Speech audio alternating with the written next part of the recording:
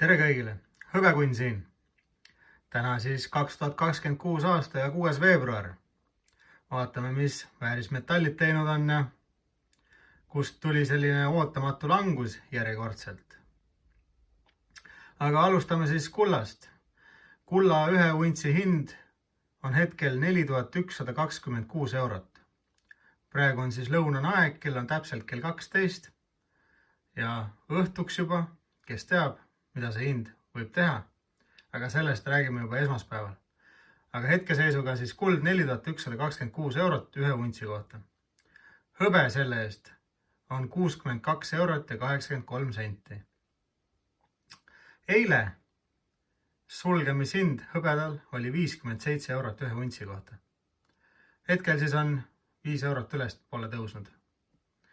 62 eurot ja 83 senti. Aga räägiks siis natuke sellest languse teemast, et järjekordselt langes. Miks ta langes? Siin niimoodi ma võin teile seletada, aga et te saaksite täieliku pildi oma silmad ette, minge võtke ükskõik milline mis maa või riigi nagu lehekülg lahti ja vaadake kas või viimase nädala skaalasi kullal ja hõbedal. Aga võtke siis hetkel näiteks hõbe lahti. Ja vaadake seda skaalat ja mis te seal näete? Te näete seal, ma kohe räägin teile, mida te näete. Kui tavaliselt on väärismetallide turul tõusud ja langused, siis see skaala käib üles-alla, vaikselt liigub üles-alla või liigub vaikselt üles. Või kui on pullijooks, siis läheb teinekord otse üles ja niimoodi.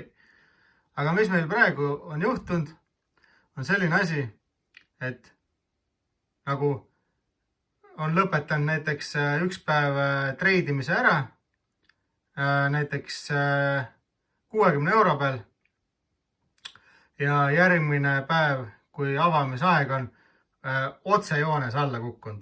Ei mingeid sakke vaikselt niimoodi alla, vaid otse kukkunud alla.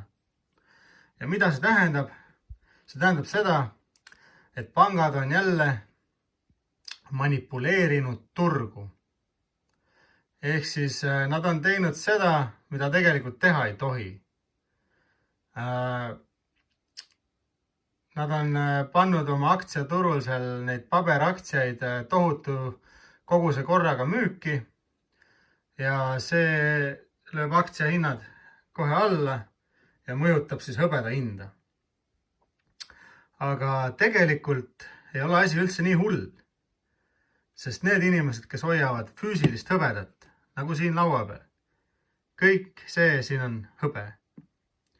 Siin on postmargid, siin on vana Ameerika dollar käibel olnud, siin on Elizabeth teisele pühendatud, selline draakoni münt ja siin on väikene mündikene kukeaastale pühendatud. Aga igastahes füüsilise metallile see manipuleerimine enam ei mõju. Ja ma räägin teile miks. Sellepärast, et siis kui aktsiaturul manipuleeritakse nii jõhkralt, inimesed kardavad, ma saan aru, väga paljud võib-olla hirmust panevad oma aktsiad veel müüki, et saaks mingitki raha vaata. Ja siis see sunnib turgu veel allapoole kukkuma.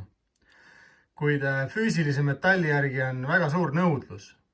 Ja mis ma siin hiljuti nüüd lugesin, on see, et hõbedat ei ole enam. Inimesed ei saa osta. Nii paljud riigid on hõbedast otsas. Näiteks Sveits, üks maailma rikkamaid riike.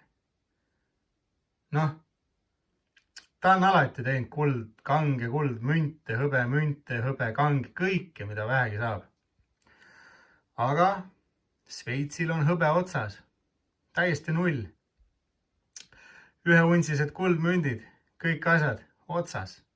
Ainus asi, mis neil laos veel olid 100 grammist kuni kiloni kuld, siis mündid või kangid. Pigem plaadid või kangid. Aga mõelge nüüd, palju näiteks maksab 100 grammi kulda. No päris palju. Aga ühesõnaga, kõik üheuntsilised mündid olid otsas ja hõbe täielikult otsas. Nad rääkisid, et neil on sisse tulemas, neil on ammu juba tellimused tehtud, kuid tellimuste sinna jõudmine võtab juba nädalaid, kui mitte kuid aega. Ja kes seda teab, kuna uuesti juurde tuleb. Jah, inimesed toovad, müüvad vahepeal, aga nii, kui sisse tuleb, läheb kohe ka välja, sest ka nendel on tellimused vaja täita. Ehk siis hõbeda puudus on väga suur. Ma ei räägi ainult Šveitsist. Võta üks maailma järjekordselt rikkamaid riike. Või noh, ütleme siis, et Dubai. Väärismetallide nõudlus on nii suur, et ei ole enam saada. Ja teate, mis seal on? Seal makstakse 15% maailmaturu hinnale peale. Et saada või kindlustada mingisugune füüsiline metall omale. Ja kes teab, siis Dubais on ju kõik need enamus maailma miljardäre ja biljonäre ja nendel juba raha jagub. Ja see 15% pole nendeks mitte miski, kui on vaja kindlustada päris raha, sest paber ju langeb meil ja ebakindlad ajad on maailmas samamoodi. Et nemad juba maksavad 15% peale, et saada füüsilist hõbedat. Lisaks väga-väga paljud riigid üle maailma juba on hõbeda kriisis. Samamoodi, nagu ma just teile rääkisin, mündipoed, kõik sellised kohad ei ole veel ei saa kätte enam hõbedat. Ühes osas rääkisin teile ju Austraalia müntna, et Bird Mint, seal hõbeda ei saa enam osta. Kõik tellimused on kinni pandud, et ei ole saada. Ja see on üle maailma juba niimoodi. Kus kohas veel on, nendel veab, aga kauaks seda keegi ei tea. Räägime siis natuke meie Eestist. Meil on samamoodi füüsilise metalli järgi puudus. Mina olen siin ju kogu aeg tegelen sellega ja vaatan, uurin, kus saaks ja mida iganes. Ja võtke meie suurimad edasimüüjad, võtke kas või internetipood lahti neil ja vaadake, kust on saada. Võtame näiteks, mis meil siin Eestis kõige suurem on, äkki on David või, kes müüb väärismetalle. Aga kuna seal on meil maksustatud ka veel lisaks riigi poolt kõik see kraam ära ja et hinnad on päris krõbedad, kuid võtke hõbeda lahter lahti ja vaadake, kas on midagi saada. Ütleme, et pigem ei ole. Nädal aega umbes ma vaatasin, tahtsin uurida, et kas on midagi müüki tulnud. Ja ainus, mis ma nägin, oli hobusaasta münt. Ja see oli ka päris kõva krõbeda hinnaga. Ja kõik muud üheuntsilised mündid olid otsas lihtsalt. Ei ole. Muidugi ma ei tea, kas koha peale minnes klientidele pakutakse midagi. Seda ma ei ole teinud. Aga kui vaadata veebipoode, siis zero. Ei ole saada lihtsalt. Ja kuhu me siit edasi liigume, seda me ei tea.